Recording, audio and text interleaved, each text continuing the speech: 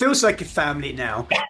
Come on, don't lie. I can certify there are no weirdos there. They've all been rooted out and got rid of. What is going on with that Ed Sheeran collab, man? We're currently mired or immersed in writing another record. You promised me 2 years ago that it's just about a matter of months. Yeah, go on then, go on then, go and mention the age. Cannot promise anything. I think we achieved everything we could have done, and this is just me being like the most anal person ever.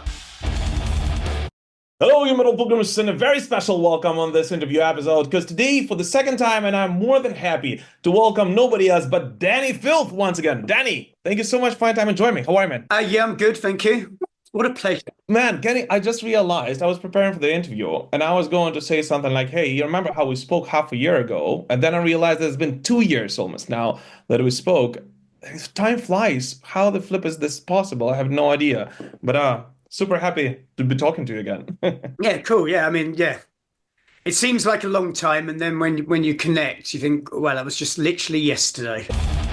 Dani, obviously, the biggest news about Cradle of Filth these days is the release of Screaming of the Valkyries on March 21st. So first of all, congrats on letting it out. And before we dive into anything about it, dive into it deeper, can you tell us a little bit more about the creative process behind it and take us back to several years ago when you first started working on it? Because for you, I assume it's old news by now already. You know, for us, it's a new album that we are all super excited about. For you, you've been sitting on it for a while now, right? Yeah, I mean, since the pandemic broke and then finished, we have just been playing catch up to our fans. So we've been touring excessively.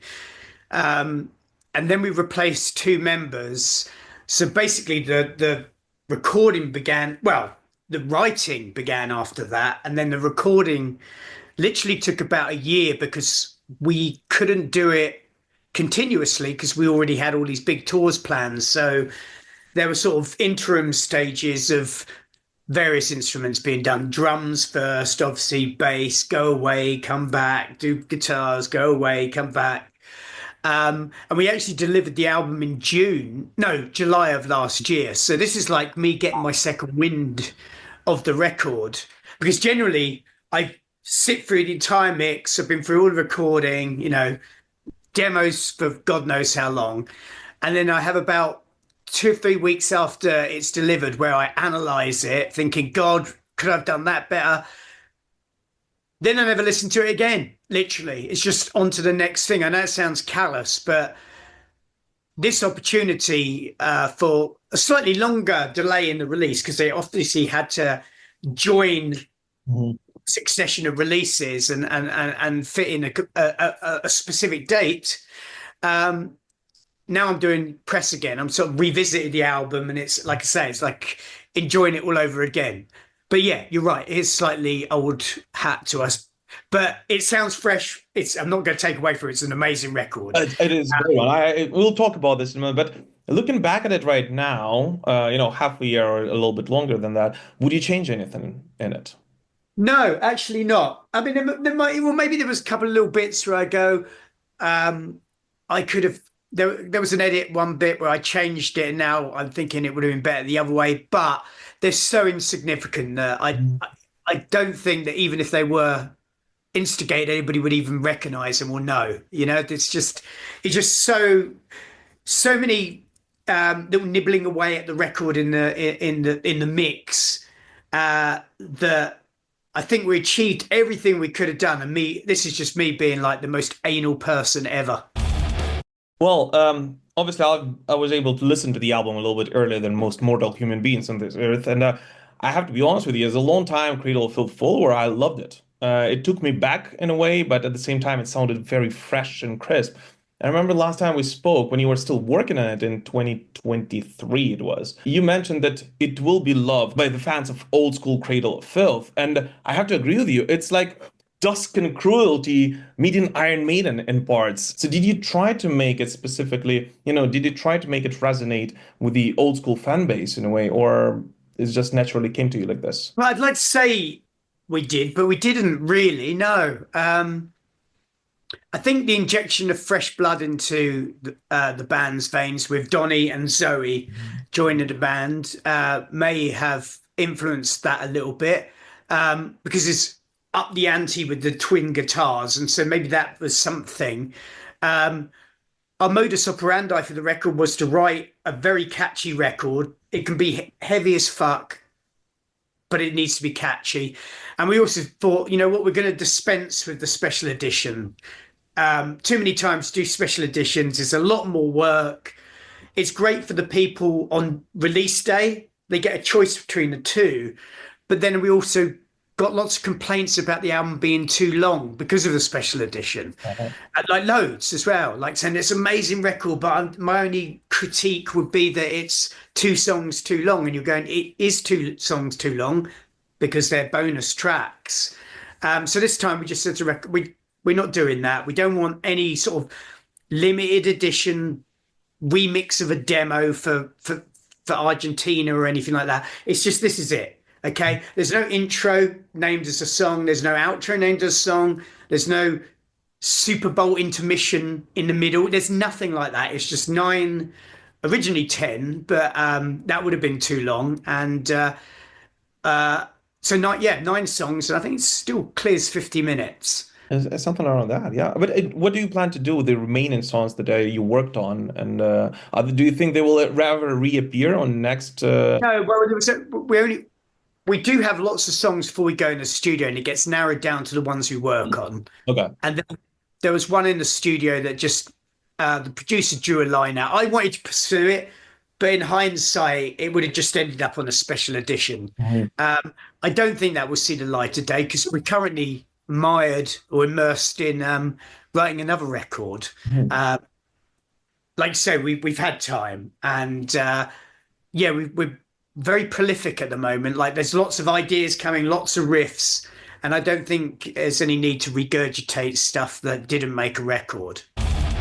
You're really catching up on that wasted time during the pandemic. I love it.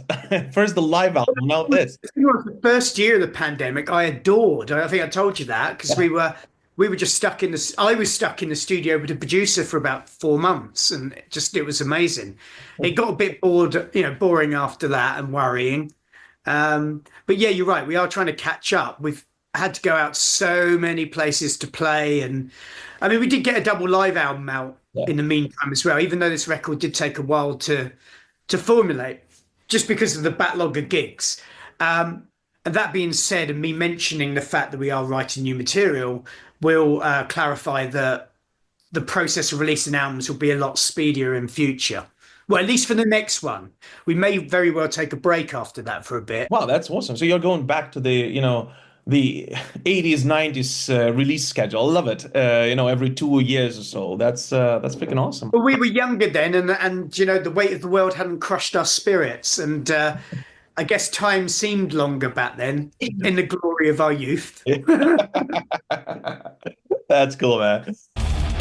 You mentioned the new lineup, the updated lineup.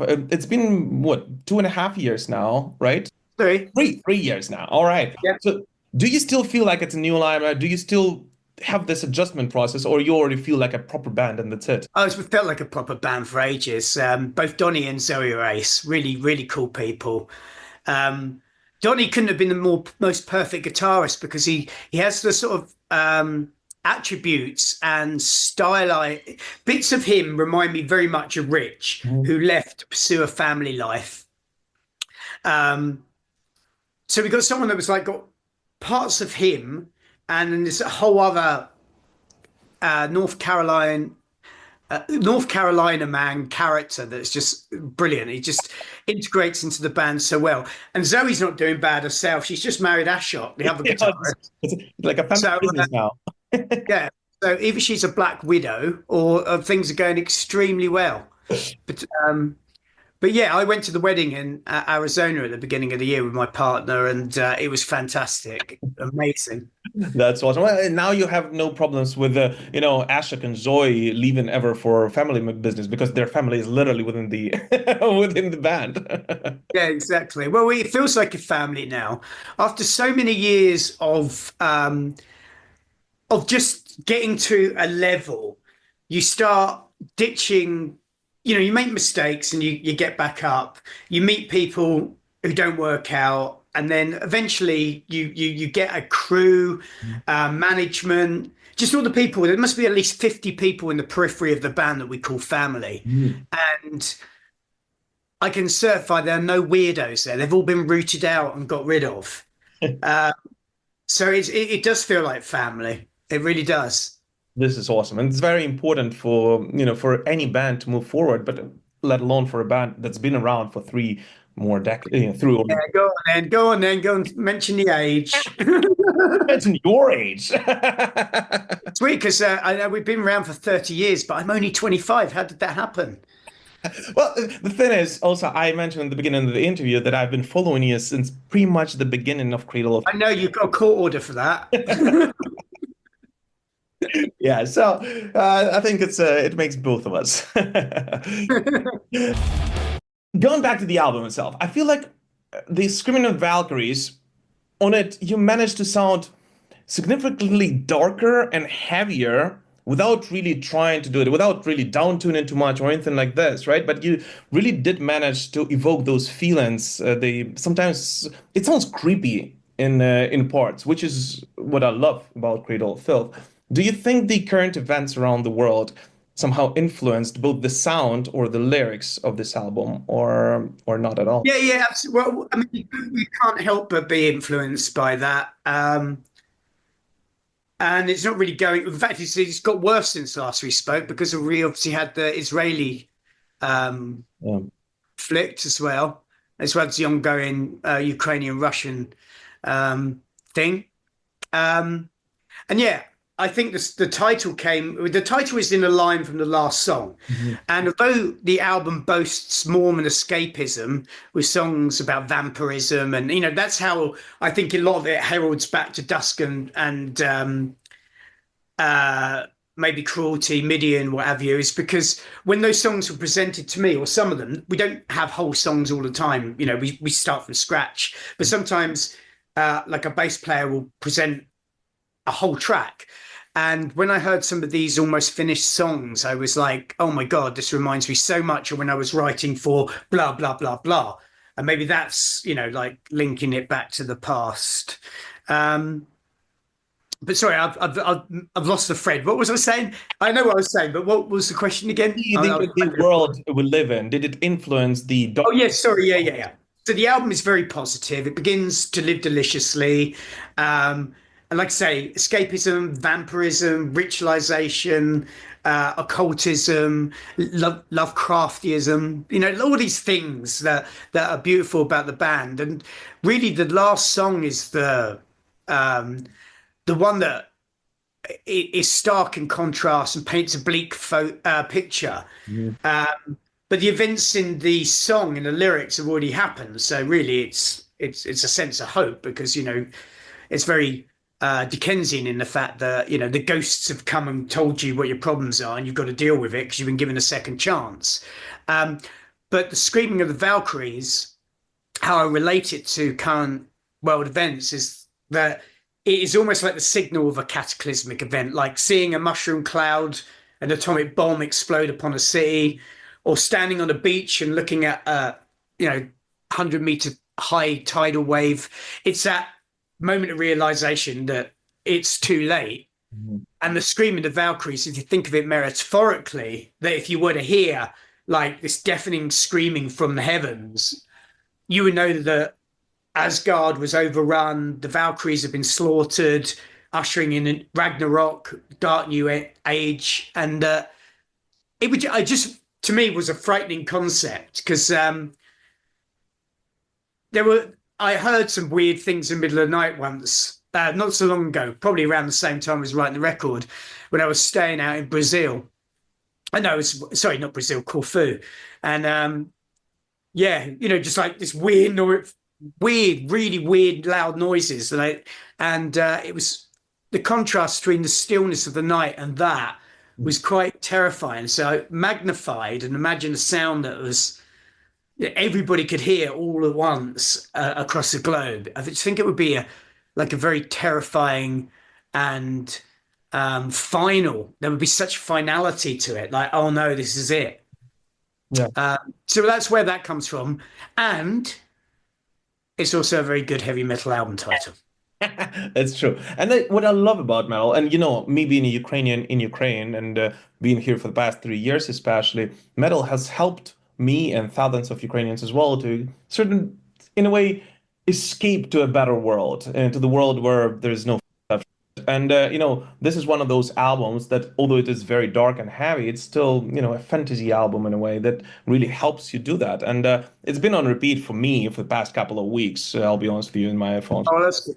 Well, Demagoguery is probably the only other sort of thing that other song on the album that derived primarily from um, everything. There's, like what we were just talking about, and that even though it deals with the way I word everything is always set in sort of either a mythical past or the past. I don't really deal with modernity. I just don't think it's very, talking about uh, sports cars and the internet in our lyrics just wouldn't be right. And so, I mean, in Demagoguery, it's basically talking about the power of subversive speech, um, rumors, lies.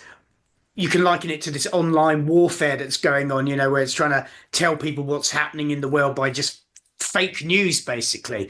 And it's not a new thing. So it's basically what it traced from the uh, the snake talking to Eve in the Garden of Eden. It's the power of corruption.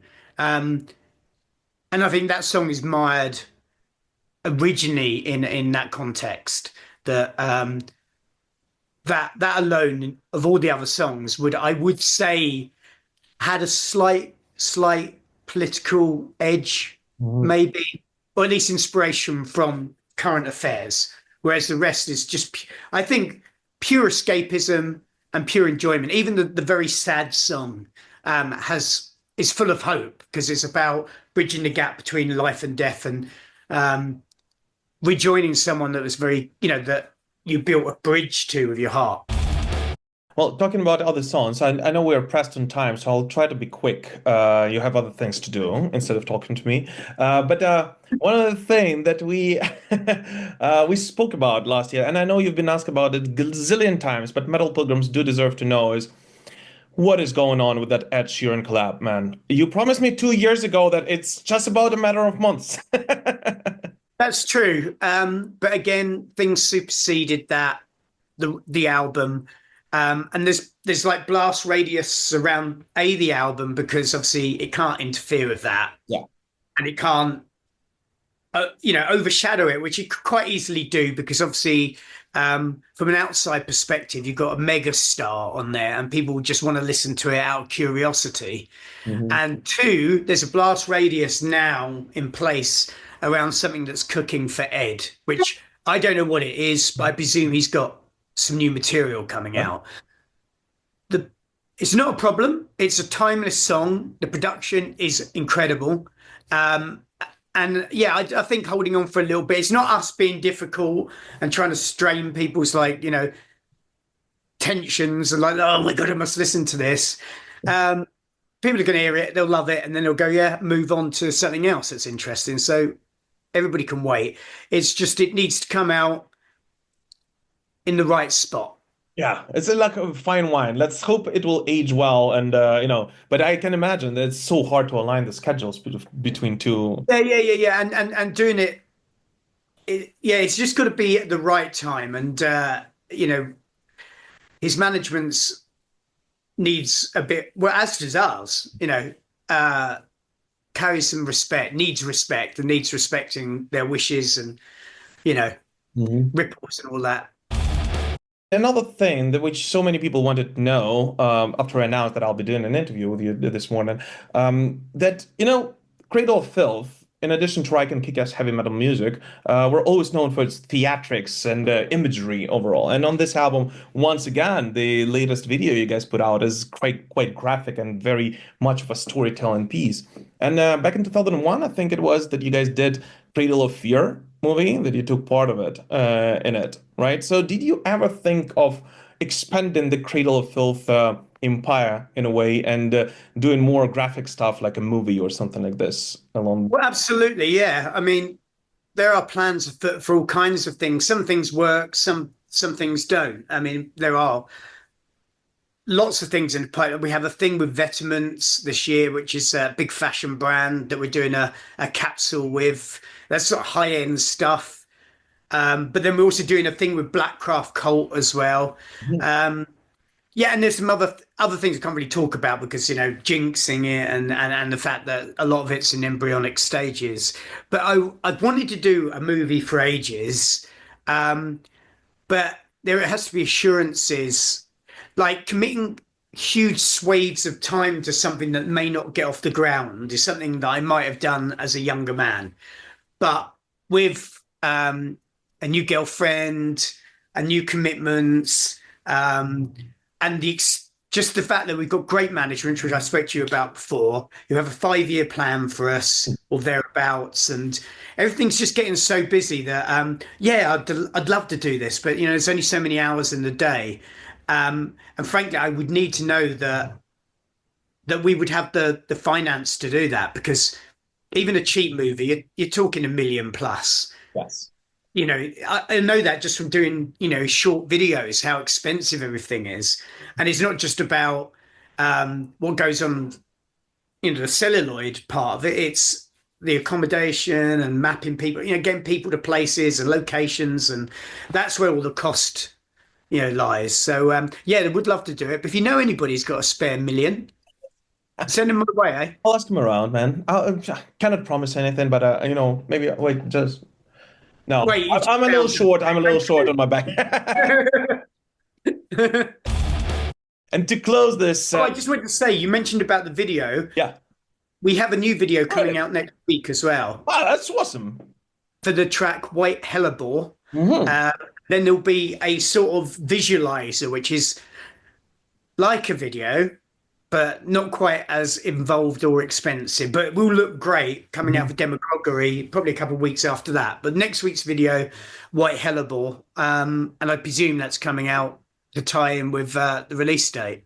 Wow, that's awesome. That's awesome. Well, a good thing which I'll tell to all the viewers of this interview right now is that as of right now we have what To Live Deliciously and Magnet Perfection, and you'll release White Hellebore, you said next week or something like that.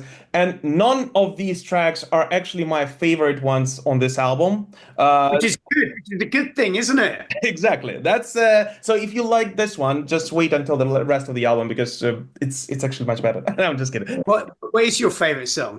Dude, I absolutely loved the Trinity, Non Omnis Morior, and When Misery Was a Stranger. Oh, cool. The three songs which stuck to, like, for some reason, they just hit me hard. What about you? Cool. Do you have a favorite child on the album? Favorite child. I was going to say that they are all my children. And I should love them Yeah, all. that's why I'm always saying, like, right away, like, give me your favorite child. You have to pick one. Yeah. I like Ex Sanguine Dracula. That's my favorite one. Ah, I have it tattooed on me here, and right. I just love the song. It's so old school, and it gives me the band Dissection. It gives me Dissection vibes, which is not a bad thing. Yeah. Wow, that's cool. That's a surprising one, to be honest with. But once again, a great song, and it just shows how diverse and versatile the album is actually, in a way, because it takes you on an emotional roller coaster. It's very different from a song to a song, but at the same time, it's very cohesive. Dani, I can talk about heavy metal for hours. That's literally my biggest passion in the world, but there's a time limit to these things. So, any last message to your fans all across the world, old and new? Well, yeah. Thank you for supporting the band, and I hope you. Well, I think you will. I mean, I've done enough interviews, unless everybody's lying, which would include yourself. I think people are going to really love the new record. So thanks for sticking with us. We've got a lot of really exciting things happening this year. Go to the usual social media outlets to go and see where we're touring in America and Europe and South America and what have you, and keep abreast of the scenario. And like I said, there's a new video next week. So thank you, everybody. That's That's awesome. And good luck for well, just everyday life for you, mate. Thanks, man. Hopefully, you guys will be able to make it to Ukraine this year already. And I hope, and good luck with everything. thank you, my friend. This was Dani Filth, and the Screaming of Valkyries will be out on March 21st. Don't miss it, and I'm sure you will absolutely love it. Danny, thank you so much for finding time and joining me. Keep rocking, man. Pleasure. Thank you, mate. Yeah. Take care.